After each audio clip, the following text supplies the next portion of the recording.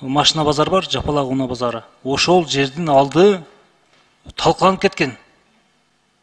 Мен ушунга чейин айтып, бир 2-3 километр жерди оңдоттук эле, кайра мурункудай болуп калыптыр.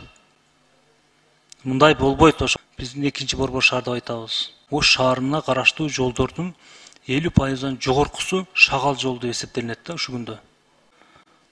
10дон ашык мектеп 60-70% бүткөн, ушунга чейин акчасы которулбай турат. Алмазжан Акынжанович, мен айткандарды биз жазып алсаңыз, мен ушул күнгө чейин дагы айткам. Ош шаарына караштуу Ош шаарында көйгөйлүү маселелер. Өзүңөр билесиңер, Ош шаарынын бюджети менен бүтпөгөн кээ бир чоң иштер бар да. Ошол эле өзүңөргө белгилүү болгондой, Ош шаарына караштуу жолдордун 50%-дан жогоркусу шагал жол деп эсептелинет да ушул күндө. Асфальт боло элек. 50%-га жетпеген гана жолу асфальт болгон Ош шаарында. Биздин 2-Борбор шаар деп айтабыз. Ошондой эле Ош шаарындагы, Ош шаарына караштуу мектептер.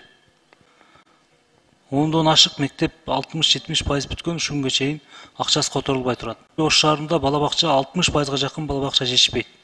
Мен көтөрүп келген бүгүнгө чейин бул маселени жана ошондой эле кат жүзүнө дагы жөнөткөнмүн. Ушуну аягына чейин карап, 2023-жылга киргизип койсок, жана ошондой эле Төлөкөн айылы. Ошонун ичинде жолдор.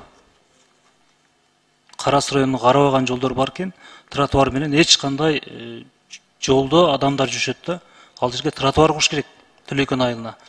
Баштан аягына чейин. Жолдорун карашыбыз керек. Жайында бардык эс алган ошол жакка чыгышат. Бирок жолун карасаңар, акыбалы оор. Урматтуу Алмазжан Акынжанович, ошону дагы бир сизге протокол тапшырып берем. Төлөкөн, Жапалак айылына караштуу Төлөкөн айылындагы жолдорду жана тротуар менен 2023-кө киргизишибиз керек. Минтранстын балансында, Минтрансқа карайт.